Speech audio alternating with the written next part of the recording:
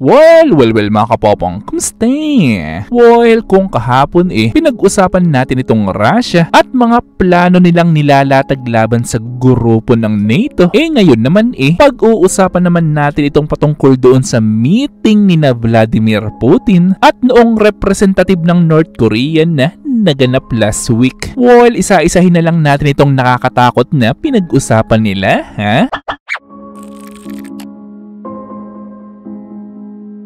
Anyway, ang tinutukoy ko palang representative ng North Korea na nakipag-meeting dito kay Vladimir Putin last week walang iba kundi itong foreign minister ng North Korea na si Choi Son-hui, which is some breaking news naman na pinag-usapan nila last week ay walang iba kundi itong agreement nila patungkol sa further strategic tactical cooperation regarding dito sa pag-e-establish ng Russia ng new multipolarized international order. At upang maunawaan nyo naman ng mabilis itong patungkol dito sa new multipolarized international order na gustong mangyari ng Russia na suportado naman ng North Korea, ay ganito kasi yan at please correct me if I'm wrong na lang, ha? Well, kung dati kasi Amerika at Soviet Union lamang ang kinakatakutan at nangunguna talaga pagdating sa usaping military. Pero by time goes by kahit kasi ang maliliit na bansa sa mundo ngayon ay totoong palakas na rin talaga ng palakas. Which is ang best example na nga dyan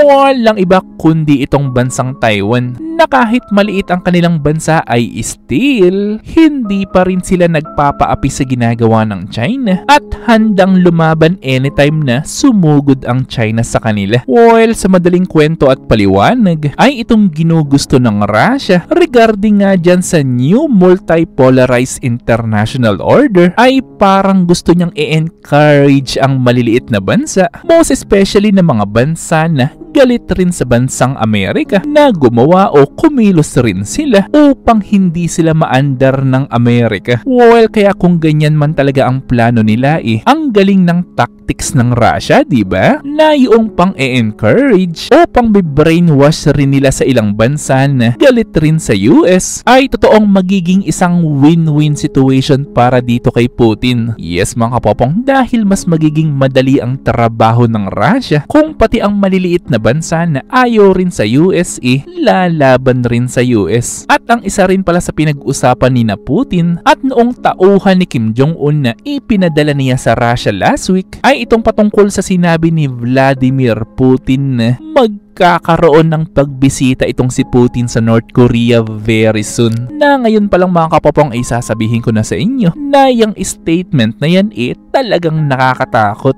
Bakit? Well, dahil kung itong si Putin bibisita nga talaga sa North Korea, most especially may mga pag-uusap sila ngayon regarding sa usaping military, ay mukhang itong gagawin ni Vladimir Putin ngayon mukhang isang paghahanda talaga sa isang bagay na kakatakutan talaga ng mundo. Well, natatandaan nyo ba yung pinag-usapan natin kahapon? Yes mga kapopong, yung patungkol nga sa pag-aaral ng mga eksperto sa Germany na posible daw na 5 to 8 years from now suguri na ni Putin ang grupo ng NATO. At kung i-connect naman natin yan sa ginagawa ngayon ni Putin kasama itong North Korea posible kaya na nagre-ready na talaga itong si Putin sa isang malaking labanan very soon na ang magiging supplier ng armas ng Russia ay itong North Korea talaga? Well, possible talaga yan dahil ginagawa na talaga ng North Korea yan. At bibisita rin kaya itong si Putin sa mga secret factory ng mga special na armas ng North Korea na mga factory naman na napabalita na nasa underground o nasa ilalim ng lupa? Well, tingnan na lang natin, ha? At maliban syempre sa mga parada na malamang sa malamang na gagawin ni Kim Jong-un kapag dumalaw itong si Putin doon, ay for sure ang isa pa sa mga ipapakita ni Kim Jong-un kay Putin walang iba syempre kundi itong mga missile testing na laging ginagawa ni Kim Jong-un sa mismong bansa niya. Well, para pala sa mga hindi nakakaalam, ay totoo kasi na kapag nagkakandak ng missile testing o ng mga armas itong si Kim Jong-un, ay gumagamit talaga siya ng mga totoong eroplano bilang mga dummy target na mga papakawalan nilang armas. At kapag isang malaking conventional missile naman ang kanilang ites o ipapakita nila dito kay Kim Jong-un, ay gagamit naman sila ng isang lugar o isang isla doon sa North Korea at dyan mismo patatamain yung mga armas o mga missile ng North Korea. While Kim Jong-un is watching at talagang happy na makita na pinupulbos ang tinatarget nila. At alam niya naman siguro na kapag isang malaking missile o isang uri ng armas na mayroong nuclear technology ang itatry nila sa North Korea, ay syempre hindi nila yan itatry doon sa bansa nila doon, kundi sa malalayong lugar tulad sa karagatan na malapit sa Japan. Well, alam niya naman siguro na kapag sa North Korea nila ites yan, ay totoong kung pumalya yan, ay baka pati itong si Kim Jong-un na watching on that missile ay matunaw ng nakatayo dahil sa epekto ng armas nila na